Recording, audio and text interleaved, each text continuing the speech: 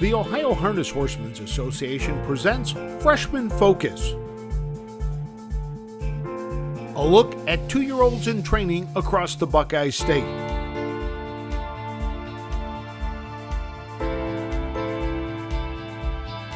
Freshman Focus is presented by Eldorado Scioto Downs, now racing Tuesday through Saturday. First post time, 3:15. By Sugar Valley Farm. Looking for your next quality standardbred racehorse? Look no further than Sugar Valley Farm in Delaware, Ohio. And by the Ohio State Veterinary Medical Center. Caring down to a science. Now here's your host, Roger Houston. On this edition of Freshman Focus, we're going to talk with two trainers. First with Charlie Myrick, and then we'll make the trip to Jefferson, Ohio to speak with Corey Dayerman. Right now, we're at the Stark County Fairgrounds in Canton, Ohio, and after this message, we'll sit down and talk with trainer Charlie Myrick. Racing is back at Eldorado Scioto Downs. Catch the excitement all summer long. Live racing every Tuesday through Saturday afternoon. First post time is 3:15. Mark your calendar to see the future stars with a $150,000 Next Generation July 4th. 2-year-old trotters and pacers begin their careers in the next generation. Horse players earn points with a new Caesars Reward program. Eldorado Scioto Downs, live racing is back. Back here at the Stark County Fairgrounds in Canton, Ohio, and we're sitting down to talk with trainer Charlie Myrick. And Charlie, you've been in the business full-time for what, about 22, 25 years? It's been full-time for about 25 years, give or take. Started about when I was 7 years old. Dad bought some horses. Used to go to the barn on Saturdays and started helping and jogging. And once I got out of high school, went to college and got done with that. Ended up getting a job working at a farm training horses, and it's been full-time since then. You mentioned your dad, Dave. Does harness racing go back further than his generation? No, actually, he started the business, and first off, he owned a couple horses with a friend of his, and it just kind of grew and got more involved, and that's how that got started. Was there ever any question in your mind just what you would do in life? Well, actually, I had planned to be a veterinarian and went to school to be a veterinarian, but obviously I wasn't smart enough to get into vet school, so things didn't work out, and I gravitated towards the horses, and this is how it worked out. We should mention your dad had a very large, successful stable, and for a number of years was stable right there at Delaware County Fairgrounds. Yeah, we always had kind of a nice little, 8 to 10 horses, and had some, decent horses that did pretty well, and was always nice down at Delaware. It was a good place to train in the summertime. You know, during 20 and 21, when we were broadcasting the county fair races, your dad, who is kind of semi-retired now, probably watched more county fair racing than any other individual on her Facebook page. I think the OHHA going to all the county fairs and broadcasting the races, especially during the COVID, was fantastic. It allowed people like my dad who live in Florida who couldn't travel or wasn't, willing to travel to watch their horses or watch other people's horses race. It was just fantastic. You're one of just a rare breed anymore in harness racing, where as a trainer you also drive a good number of your horses. Yeah, it's starting to get less and less. I mean, I remember when I was a kid, you had guys like Chip Noble and Dave Rankin, some of the big guys here in Ohio that did it. Now it's more of a catch driver type business. The owners want you to put down guys, that are, driving every day. I still enjoy driving mine, especially the young horses. The first couple starts, kind of make sure I think I got them figured out, and if they're safe, then you turn them over. Overall, how many horses do you have in your stable this year? Right now we've got 18. Mm-hmm. And how many of those are 2-year-olds? There are 7 2-year-olds. There's an 8th one, but she's on the shelf right now, so we're going with 7 right now. Primarily trotters? We have all but 2 are pacers, and the rest are trotters. You kind of like the trotters a little better than the pacers? I prefer the trotters. Yeah. I just, I like horses that can go fast, so I mean either one, but I still gravitate more towards the trotters. Why? It's just, the Pacers, I wouldn't say they're a dime a dozen because, I mean, you still have to get them there and they still go plenty fast and they're very competitive. I just always have liked the trotters, the way they go and just the way they move and stuff. Of the 7 that we're going to take a look at today, most of them are homebreds, aren't they? Yeah, I think there's 3 of them that were bought, and then all the rest are homebreds. A lot of trainers want to own a piece of everything that they have. Do you own a piece of all of the 2-year-olds that you've got? Right now, I don't own a piece of any of them. If I could afford them, yeah, I wouldn't mind owning a piece, but right now, I don't own any of them. Being stabled here at the Stark County Fairgrounds, is that an advantage? Not as many horses on the track all the time and just a more quiet atmosphere? It has its advantages and disadvantages. I mean, it's nice because it's a little bit quieter. You can keep a horse a little bit more, quiet. Sometimes, if you don't have as many horses, they're not as used to as many horses. I mean, we have a pretty good quantity of horses here. We're pretty full, so there's always something going on, but it is a lot quieter than like at a racetrack.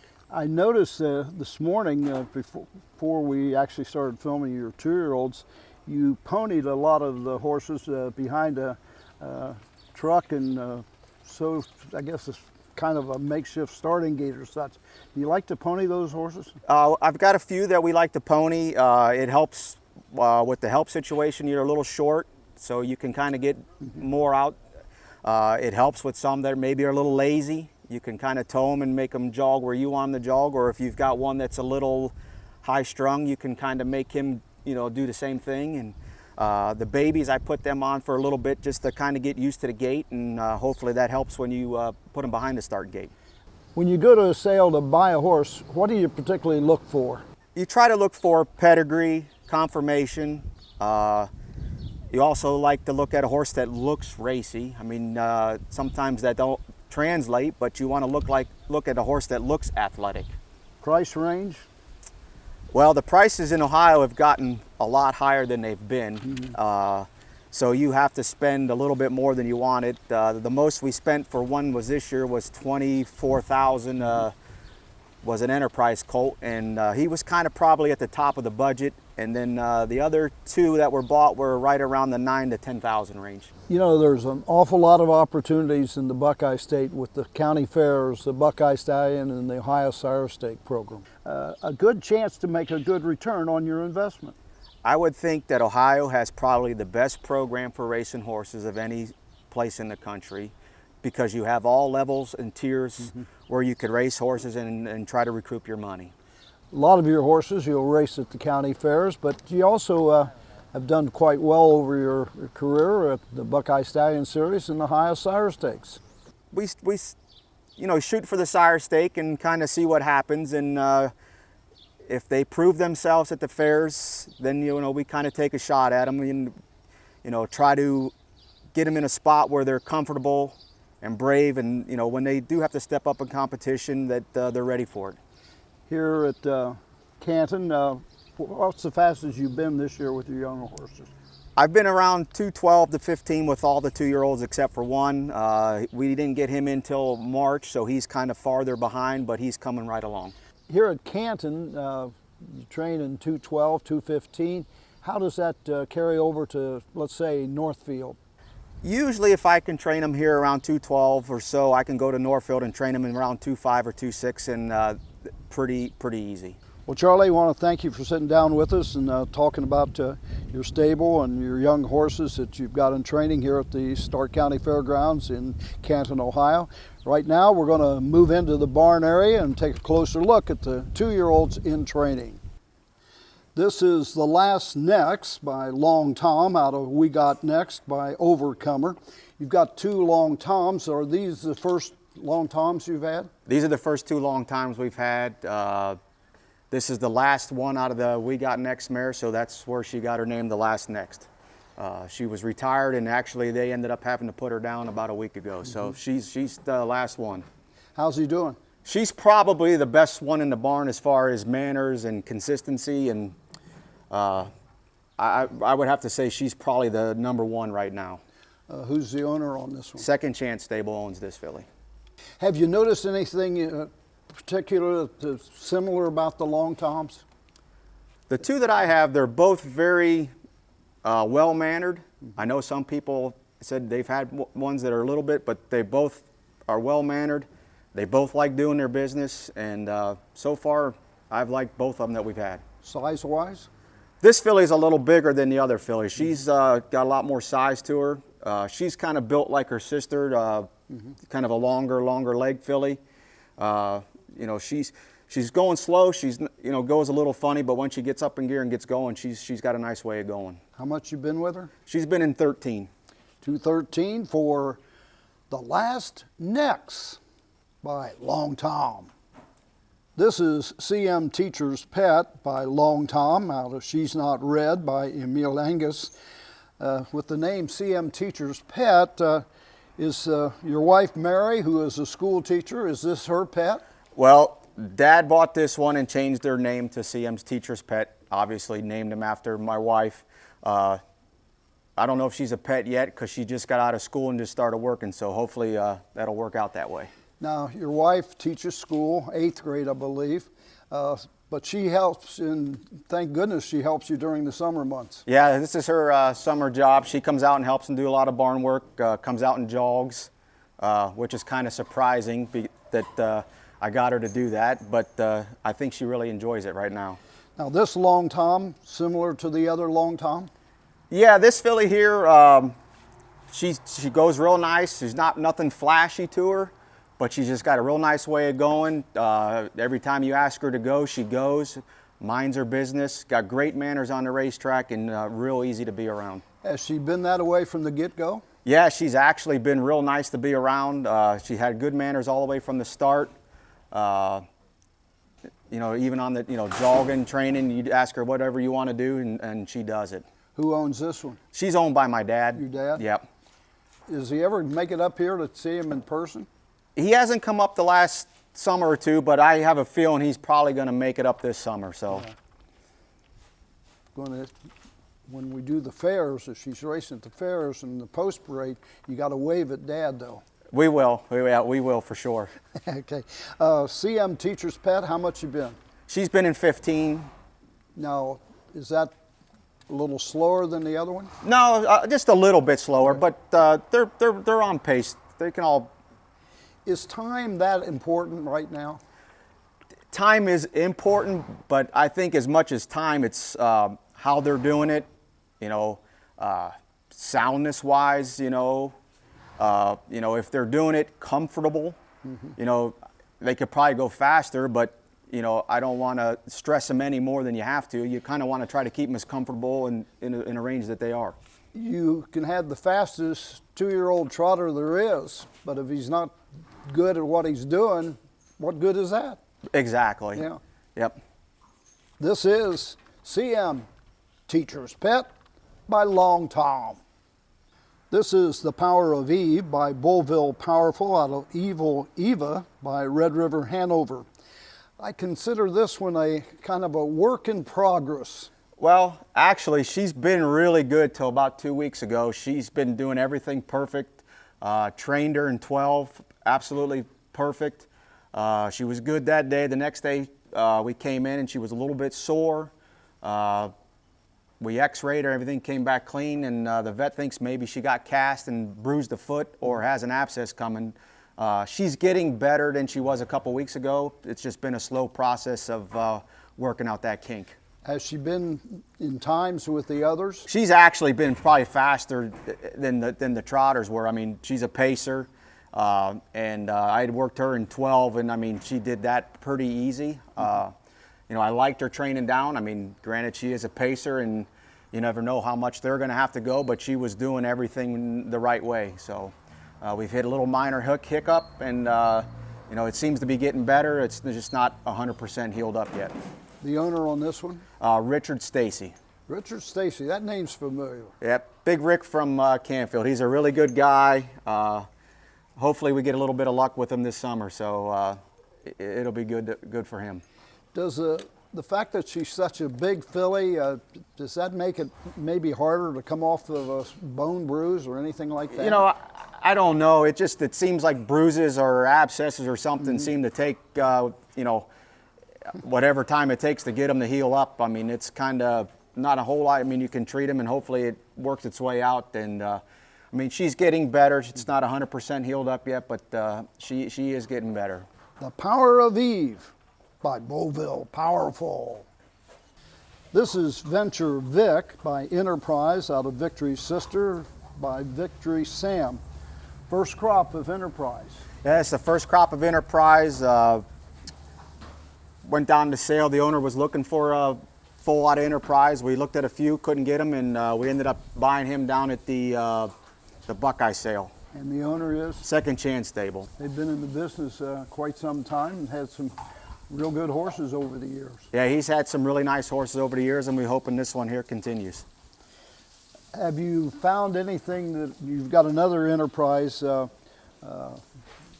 trotter? Are they similar in any way? They're both a little bit similar. They both I wouldn't say they're hot, but they both kind of a little bit more alive than the other ones. They're both really good gaited. They both like doing their work. So far so good. Are you a trainer that gelds all your colts? Usually I give them a chance, and if they give me a reason, they end up getting gelded. This one here, he's been really good. We didn't geld him.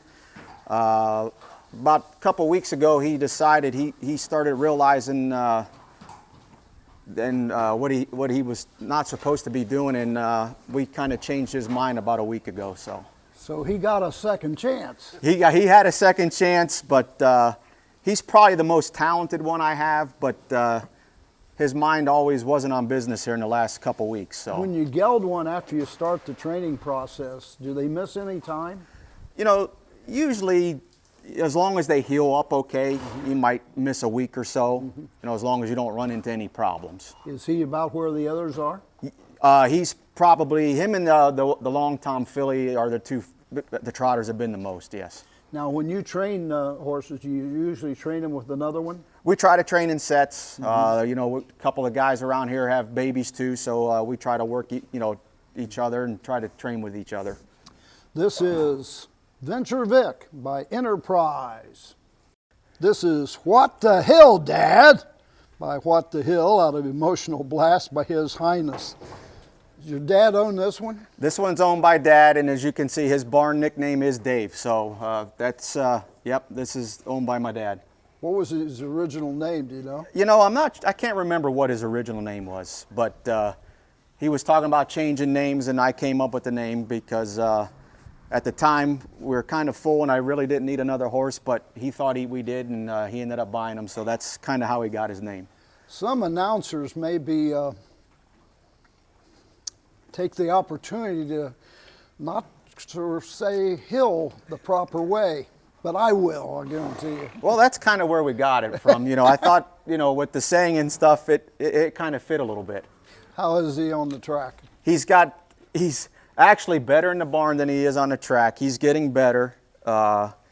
This winter, either I was going to kill him or he was going to kill me. We went over to Snowbank a few times, and we ironed a few things out, and he's getting a lot better. I see you got a ball in the stall for him. Oh, he loves his ball, and him and the one next door, they all sit here and play with each other all day long. They're like best friends. And I noticed we got some toe weight. Yeah, he needs a little bit more weight to trot. Going slow, he's a little funny, but once he gets up in gear, he's better. But he seems to need a little bit more weight to get himself going. Do they make toe weights now where you can actually add weight to the toe weight itself? You know, they used to make them. Yeah. Where you could put a 2 ounce or 3 ounce one. You don't see them as much as anymore. Like now, the ones that you normally see are either 2 ounce or 3 ounce. So When you put the toe weights on him, did you notice a big difference? Yeah, he was a lot better. He was kind of a little bit up and down gaited, and that seems to have helped him a little bit that way too. So it's helped him quite a bit. How much we been? He's been in 15. Does he do 15 the right way, or do you have to control him? Or? No, he's actually, when he's minding his manners and paying attention, he's actually a pretty nice colt. You know, he's probably not as nice as a couple of the other colts, but you know, he's coming along. He's probably going to need one. He'll be one that I think the fairs will do him some good. This is What the Hill, Dad, by What the Hill. This is Color Me Red, a gelding trotter by Enterprise out of Chip Strawberry, out of Chip Chip Hooray. Color Me Red got a nickname. Opie. We call him Opie in the barn for Ron Howard's character and Andy Griffin, so that's where he got his nickname. Do you like red horses? You know, we've had luck with some red horses. A couple trotters, a couple pacers. You know, some not so good, but we've had decent luck with some red horses. So you're not totally prejudiced against them? No, I'm not prejudiced against them. I'm prejudiced against slow horses. Yeah. Well, that's what we all are, really. Right. How's he been? He's been very good. He's done everything we've asked him. He's been like 14, 15 a couple times, and he's doing real well. Now you say he's been 14, 15 a couple times. Do you do that with all of them? You go back to back maybe 1 week and the next week at the same time, then drop them? Yeah, we've kind of gone that speed a couple times and just maybe a little faster fractions on the tail end of it, you know, kind of keep them there, especially here at this track. You know, you get to a certain speed and it gets a little tougher on them. So that's kind of why we do that. Do you actually sometimes go 1 1/8 miles? We train 1.5 miles Yeah. quite a bit, like in between. So a lot of times we'll go 1.5 miles with them. You don't want them knowing where that finish line is yet. No, not yet. And Color Me Red. Got a And little he's white owned by leg there. Doc Rich Mares and Sherry Starner. Okay. This is Color Me Red by Enterprise. This is the gelding pacer School Kid Ricky by School Kid out of WF Fiona by Santana Blue Chip. You said this one's in the other barn, so we brought this one over to the aisleway. You got too many horses, huh? Yeah, the barn's full. We ran out of stalls, so he's over in the other barn. Does he feel left out? No, he's all right. There's a couple of other people over there who got the horses over there too. So, but he's just over in the other barn. School Kid. Have you had any school kids in the past? I think this is the first one. I can't remember if we had one or not, but I think maybe one.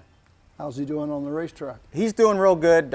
He's way behind. We didn't get him in here till about March, but he's doing just fine. We had his mother, and she was a really talented filly who ended up breaking a bone in about her third or fourth start, and she had to be shut down. So, now you say he was a little late getting started with. Will he catch up, or will he still be a little late getting to the races? he's going to be a little later than the other ones. He's probably staked just to the fairs, so not a real big hurry with him. But he's coming down. He does his business, and so far so good. How important is it to have a horse do their business? That's important. I mean, if they go out there and behave and do what they're supposed to do, I mean, that makes life so much easier. Don't have to change the equipment very often, do you? No, that makes it a whole lot nicer. We'd like to thank Charlie Myrick and his wife Mary for giving us some valuable time in their schedule here this morning for Freshman Focus. We're going to head up to Ashtabula County Fairgrounds in Jefferson, Ohio to speak with Ohio trainer Corey Dayerman after this message. Your animals provide unconditional love. When they hurt, you want the best care available to help them enjoy life again. The Ohio State Veterinary Medical Center is here for you and for them. From heart disease to cancer, diabetes to broken bones, and 24-hour emergency services, Ohio State's team of experts make a difference in the lives of animals and the family members who love them. The Ohio State Veterinary Medical Center. We've made the trip now from Canton, Ohio, up here to Jefferson, Ohio at the Ashtabula County Fairgrounds to talk with trainer Corey Dayerman. And we'll be back with Corey in just a few moments. Looking for your next champion? Look no further than Sugar Valley Farm in Delaware, Ohio. Sugar Valley's lineup of stallions include world champion Down by the Seaside, Lather Up, the fastest horse in harness racing history, Little Brown Jug champion Well Said, Catch the Fire, Marseille, plus the newest stallion of the Sugar Valley lineup, Mission Accepted, and returning to Sugar Valley Farm, Creatine. Sugar Valley Farm, the home of champions. Welcome back to Freshman Focus with trainer Corey Dayerman. Corey, I understand you're a third-generation horseman. That's right, Roger, third generation. Your grandfather started it all, but he had a very small operation. Yeah, he generally just had a few horses here and there. He actually had them stabled here. I think even in this barn. He might have even had a horse in every barn on this fairgrounds at one time, but he's the one that got it started, and he got my dad, Larry, and my dad's brother, Lee, involved. And then that's, I learned from my dad and kind of went from there. As you were growing up, did you think you'd go a different direction? I never had a thought in my entire life that I would ever do this for a living. I played sports in high school, went to college, played baseball at Ohio Northern, and really I never gave it another thought. I started getting a couple horses here and there just for extra money and something to do, and some did pretty well, and then it kind of just snowballed, and I decided to just stick with this instead of pursuing anything else. So, with your size, did you ever consider driving? Oh yeah, I did. I mean, Really? I think every younger guy that starts training horses, they want to be a driver. I think that's probably across the board. Kind of the drivers get all the credit and and get all the glory too. So yeah, at one time I wanted to drive. I drove at some county fairs and kind of realized I wasn't that good. I was a little bit too big, so I like to do well, so I decided I better just stick to training. You were mighty tall early, what, 6'3" by the 6th grade? Yeah, I think I reached the height I am now around 12, so Really? I was pretty tall when I was pretty young, and really thought that, was hopeful that I'd keep growing a little bit taller, and didn't happen. I kind of just stuck it out right here, but that's all right too. When you first got started in harness racing, how big of a stable did you have? Very, very small. I remember I had transferred to the University of Akron, and I had a couple horses while I was still in college. I think I had 3 that, I raced there, had stabled there. And then after I was done with school, I moved some horses, probably had about 6, and moved to Tioga in New York. And that was like my first real year kind of on my own. And that was kind of how I started. Present day, what's the total number in the DeyErmand barn? There's 15 right now. That's probably the max that I do generally. That's probably a little on the higher end from what I like. Probably 12 to 13 is about where I'm comfortable, and I'll be there for racing in the summer. So, are there advantages and disadvantages to training here at the Ashtabula County Fairgrounds in Jefferson? Generally, I would say there's positive and negatives to that. For one, I don't have to worry about getting run into on the track. I don't have to worry about how the track's taken care of, because I can do that myself. Some of the disadvantages are that I am now the only one here, being in South Carolina for the winter. There were a lot of other horses. My colts used to being around other horses and training, and came down here, and coming back here keeps them a little bit calmer, but at the same time, it's tough to grab anybody or get a good perspective on how yours are training in comparison with somebody else when you're the only one here. So it's a little hard to train in sets since you're the only stable here? It's actually not hard to train in sets. We go, my mom's husband, Rob, actually has helped with that. He comes down and he goes in sets with us. So the sets are no issue at all. Help is really no issue at all either. So I'm pretty good that way. It's nice in a way. It's quiet. It's there's some positives to it, but there's definitely a drawback. Now, this was your first trip south, going down to Aiken for the winter. Yep. Was it good for you? Oh yeah. I mean, it was great for me. I think it was great for the horses too. If people that aren't familiar with this county, I mean, we're right in the heart of the snow belt, so it snows a ton here. I mean, just nonstop, and it's cold, miserable. I'm cold, miserable. So this was the first year I got to kind of get out and, go and enjoy the winter. You're out every day. It was 70s and 80s already in Aiken, probably in February. So that was definitely something else. Definitely helped the horses too. I guess like all trainers, it was a learning process because you're kind of disappointed once you got back home. Yeah, I was pretty disappointed actually right from the first qualifier.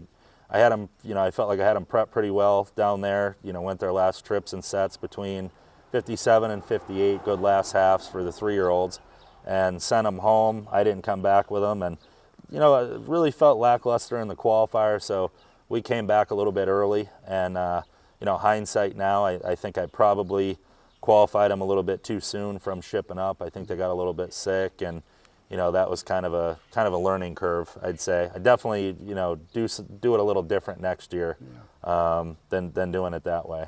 Of the 13 to 15 horses you have, how many are 2-year-olds? Right now, 6 2-year-olds. I started with 7. One got a little bit sore, and we quit with that one, and we're to 6 now. Now, the 6, trotters, pacers? All pacers, and all of them except for one are pacing fillies. That's kind of my MO, is the pacing fillies. It's pretty much every year. That's what I try to focus on. Why no trotters?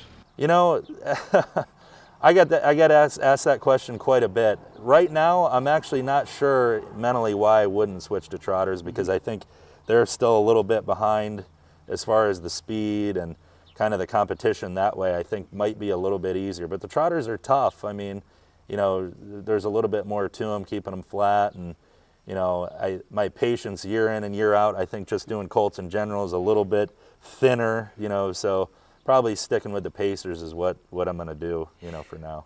When we did the freshman focus with Rosie Weaver, she said nothing but trotters. She's racing a pacer now up at Northfield. So you can change. Yeah, you can definitely change. I don't think, I'm not one of the big old-time believers that, nobody can do a trotter. I mean, I think the breed's changed a lot. I think they're a lot easier to get going, horses in general. Even just in the time I've done it. The colts that I broke years ago were much tougher than what we have now. And I'm assuming, that it's probably close to the same with trotters. I think it used to be a more difficult. Your association with Bob Mandillo from Delaware, Ohio, has been for a number of years. Oh yeah, we've been friends for several years now. He actually, he owns a part of most of the horses that we have. Great guy. He's owned some of the top horses in horse racing every year. His main trainer on the East Coast is Chris Ryder. I think they have several horses every year. Spends good money. The guy absolutely loves horses. He's one of the best people you could be around. I couldn't be luckier to have him. And he's really supported me really from day one. And that association with Mandillo led to being associated with Bill Hart. Billy Hart's another guy. He another guy that likes to be successful. He's very good person to work with. Very smart, very intelligent business owner. Really cares about his horses as well. He wants to do good. There's no shortcuts. He expects results, and he employs people that give him results. So, I'm on the owner front. I couldn't be any luckier than anybody in the business. They're great people. Now, the horses that you have as 2-year-olds, are they involved in the selection of those horses as well? Yep, they're involved with the selection of those. The last few years, it's been a little bit different. This year, we all of us kind of came up with a list and compared, what horses were on the same list, and kind of, picked those. But it's different when you get to the sale, and your top choice is, got a bad hock or this or that. That one's obviously going to be out. And kind of when I get to the sale, they leave that up to me, picking horses that, based on how they look and stuff like that. So there's a lot of leeway, when you get to the sale. Price, and that plays a big part on what you end up buying. Your 2-year-olds are made up of 2 Fear the Dragons, 2 Down by the Seasides, a Racing Hill, and a Well Said, 5 fillies, and just 1 colt. Yep, and that's pretty much just about every year. I think last year the same thing. I think I had about 5 fillies and 1 colt. Every year I always try to focus more on just pace and fillies. I think they're a little bit more up my alley, I guess you could say. I feel like they can take more. I've just always gotten along a little bit better with fillies than colts and geldings, and that's just kind of how it's worked out. It's a pretty good return on your investment, though, when you're dealing with the fillies. You buy these young horses, they're bred good, they look great. A lot of times, I mean, actually a lot of times they don't have, you know, the go to them or the want to do it, but they're bred great and they look great. And you buy some fillies, they're still worth pretty good money as a broodmare, especially if you do a good job that way. So they have good residual value, because there is no guarantee you buy these young horses that they're going to race and make it and be what you're hoping they are. So that's kind of a good built-in backup plan. Whereas a gelding, you know, if they're no good, you're pretty much stuck. Yeah. Process that you use training, how fast did you go down in Aiken? Right before I came back, which that was in April, the end of April, the last trips they went down there in a jog cart, I think I went between 12 and 14 with everybody. I did not go on a race bike there before I came back here, and they'd all been behind the gate. They raced in a matinee down there. Good experience around other horses, and really when I shipped them back up here, learning from how the 3-year-olds shipped back, you know, the 3-year-olds got a little sick. 2-year-olds I really backed off with for week 10 days, started them back. They didn't miss a beat. I mean, their conditions, you know, just about perfect. They look good. They're happy. You know, nobody got super sick. It was just a much different experience. How much have you been with your 2-year-olds now? All the 2-year-olds here have been between 2.3 and 2.6 in a race bike. They've been in a bike, I think, 3 times. And I started going on a race bike a little bit earlier this year than what I normally do, just because I think it's a little bit easier on them going the bigger miles. And this track here is actually notoriously slow, so it's a little bit on the deep side and turns a little tight. So just to kind of take it actually easier on them for their fast miles, I decided to bike them up a little early. I remember that when I announced up here one year, it seemed like the first and third quarters were long, and the second quarter and coming home were a bit short. The big difference here is the first quarter actually I think is a little bit long, and then the second quarter you could not adjust at all, and you're always about 3/5 of a second faster there, you know, on the second quarter. So, but it's not bad, and for a fair track, county fair track, it's actually probably one of the better ones as far as the surface and everything that way. So, well, we wish you well with your 2-year-olds this year. They're about on, I would guess you're right on schedule for qualifying. Yep, I'm pretty close to on schedule. My plan for a majority of them is to qualify around June 16th. That's, I believe, the second, well, it would technically be the third Thursday this year at Northfield, and then probably give them a week off, re-qualify them again, or race a couple, you know, if they appear that way. The stake schedule actually this year, which I'm happy about, got moved back a little bit. So the Sire Stakes and the Buckeyes are more towards the middle of July, and the fairs obviously start in the middle of July too. So I'm not one of those guys that's a big believer in getting them qualified and racing them 3 times before their first stake. You know, most of their races are towards the end of the season, and the goal is to keep them fresh for that. Thank you, Corey. We appreciate the time that you've given us to sit down and talk about your operation here at the Ashtabula County Fairgrounds in Jefferson, Ohio. We're going to go into the barn now and take a look at the 2-year-olds in training for Corey Dayerman. This is Ryoko, Fear the Dragon, out of Always Sunday by Liz Mara. This is one of your 2 Fear the Dragons. Yep, one of my 2 Fear the Dragon fillies. She was purchased at the select sale by myself, actually, and Billy Hart. Both of us own her together. And she was kind of a cheaper horse. I think she was $7,000 or $8,000. And just kind of thought she had a good attitude. I liked the pedigree, you know, just as much as you could tell from her from there. She was right, you know, seemed alert, and just a couple of things I looked for. She was a little bit on the small side. I think that was what kept her price kind of reasonable, but luckily so far she's actually been one of my surprising horses. She's been here in 2-3. She loves to go. She's probably got the best attitude of any colt that I have this year. Just absolutely loves the race. So have, you know, some mild expectations for her now. You mentioned 2-3. Seems rather fast at this time of the year. But I want to go one other thing though. Price range for you. You say this is one of the cheaper. Do you go into the sale with a range that you want to purchase horses at? Well, I go into the sale with a range that I can spend, you know, because that's all the money I have type deal.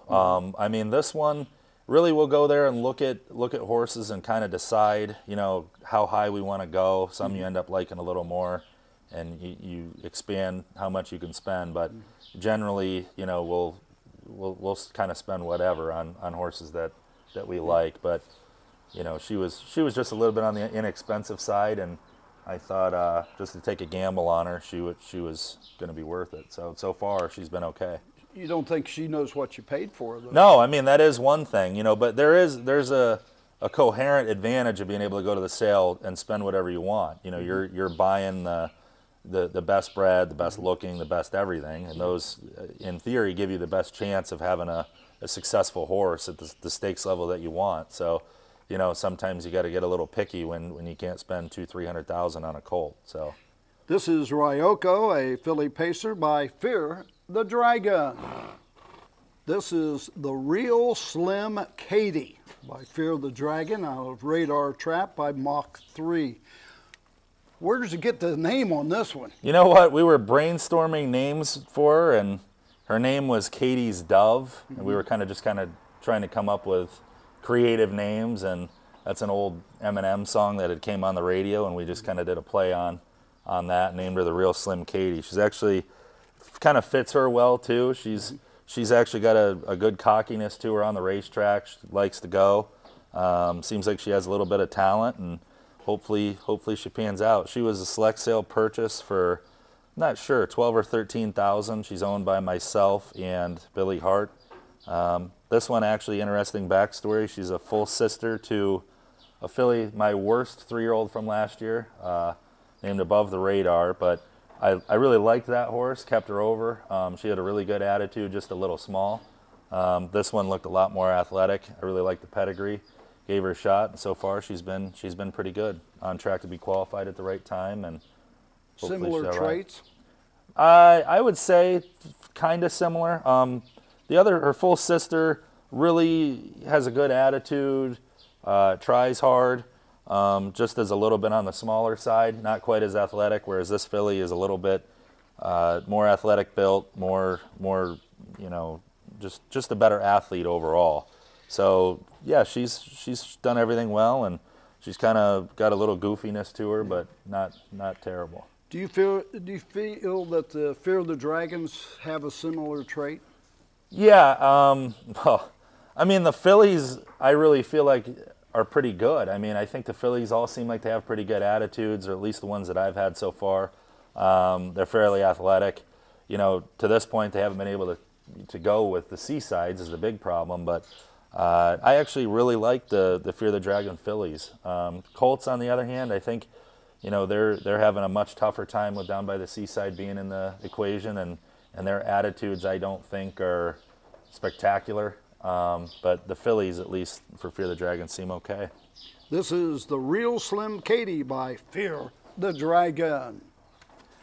This is Tailor Made Hanover by Well Said out of Transfer Hanover, or by Cam's Card Shark. Didn't change the name on this one. No, we like this name, so kept that the same. She's a Well Said filly. Ohio Select Sale purchase owned by myself, Bob Mandillo, Billy Hart. She was kind of a consensus pick by all three of us, I remember. Really outstanding pedigree. A little bit on the small side at the sale. She grew quite a bit. Pretty good attitude. Hasn't really missed a beat training. Does everything pretty well. So, you know, she's on track to qualify right on time, and you know, the middle of June here, and have some expectations for her as well. So hopefully she pans out. Have you had some Well Saids in the past? I have. I actually, every Well Said I've ever had has made it and raced and been decent, but mostly just fillies. I don't believe I've had a Well Said colt, but I actually am okay with Well Saids, and kind of the price that they're falling into now is kind of makes economical sense, you know, to take a shot on some of them. So what'd you have to pay here? I think she was $21,000, but she's absolutely just phenomenal pedigree to her. Just, you know, I think there's 10, 11 foals in the family. They've all raced and all done something, and that's kind of starting to show up with her. She enjoys her work. Now, an inside question: you paid $21,000. Would you have gone higher? On this one, I potentially would have went a little bit higher. She had some confirmation issues that I think kept her a little bit, you know, on the cheaper side, I'd say. But everything else I liked. A little flashiness to her, good stout build. So so far she's worked out pretty well. So we're hopeful for her. She can have a good season. This is Tailor Made Hanover by Well Said. This is Little Black Jess by Racing Hill of Moyen Moose by Arts Chip.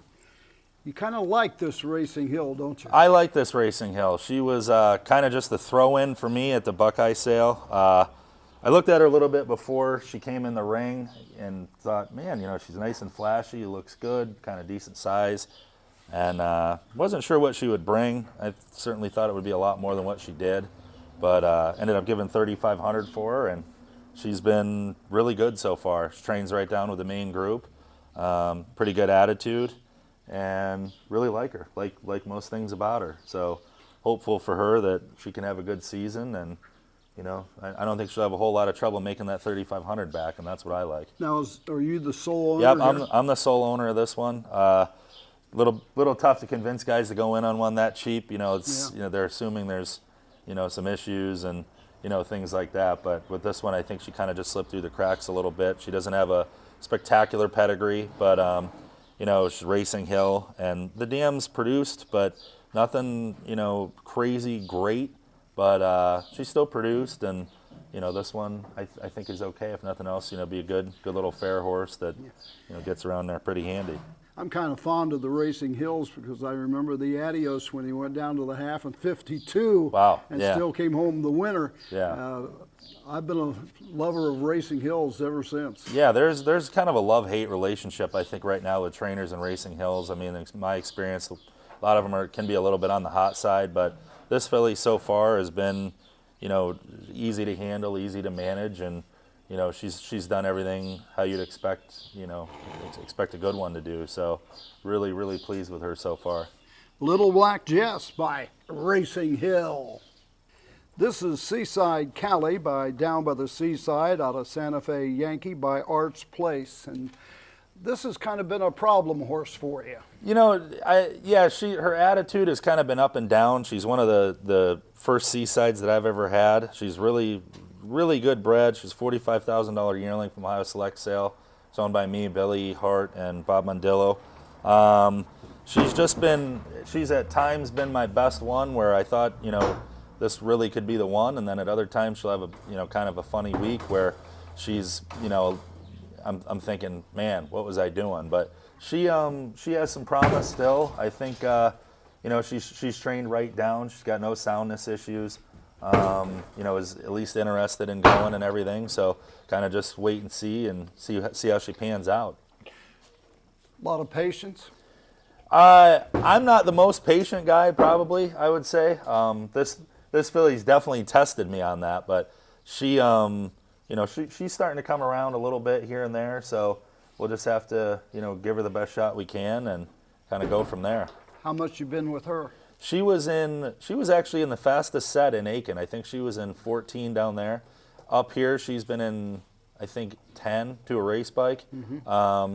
We tried, you know, I kind of just try to keep her happy, turn her out, bring her in, you know, and do her that way, and that's kind of helped her quite a bit, it seems. So hopefully she keeps progressing. Seaside Cali, though, paying what you had to pay for her, you're going to give her a big shot, though, aren't you? Oh yeah, definitely. I mean, actually, I give, you know, no matter what we give, I try to give about the same shot to every colt that we have.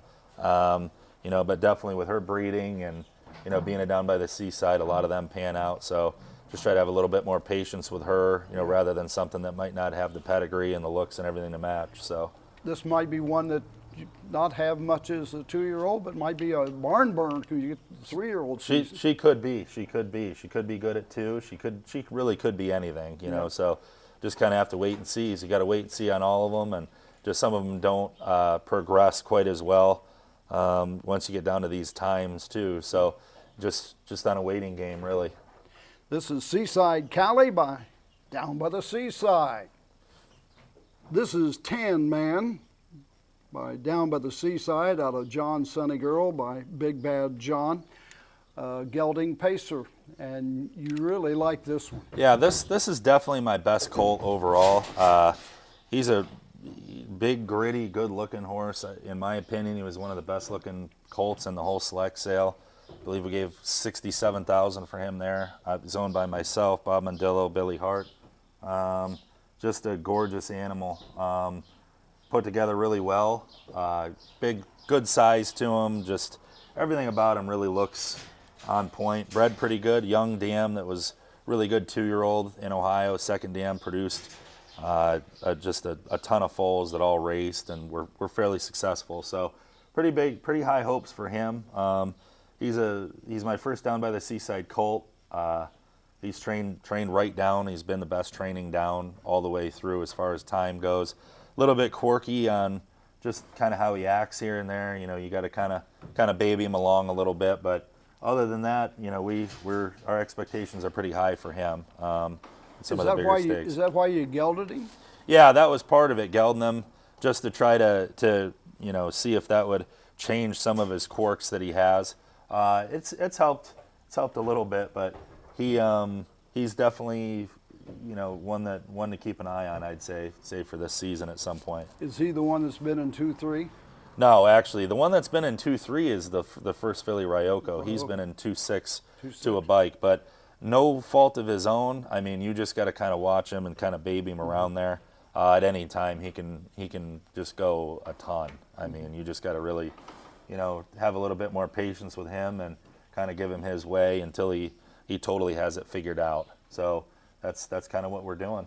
But you're kind of happy with his progress, though. Yeah, I'm definitely happy with his progress overall. He gets a little bit better here and there on the track. Like I said, he's as fast as anything. You know, I'm probably going just here and there. You know, just he'll have a day where something, you know, bothers him a little bit and he starts acting up with his head, or, you know, just a little bit on the immature side. But other than that, I think he's a very talented horse, and like I said, we have pretty big expectations for him. This is Tan Man by Down by the Seaside. Well, that wraps up another edition of Freshman Focus with Charlie Myrick and Corey Dayerman. We'd like to thank Corey and his staff for giving us some valuable time in his busy day here at the Ashtabula County Fairgrounds in Jefferson, Ohio. Next week, we'll return with another edition of Freshman Focus.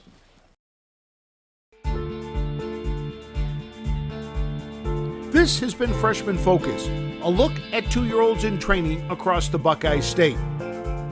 Freshman Focus is presented by Eldorado Scioto Downs, now racing Tuesday through Saturday. First post time, 3:15. By Sugar Valley Farm. Looking for your next quality standardbred racehorse? Look no further than Sugar Valley Farm in Delaware, Ohio. And by the Ohio State Veterinary Medical Center. Caring down to a science. Freshman Focus is a presentation of the Ohio Harness Horsemen's Association.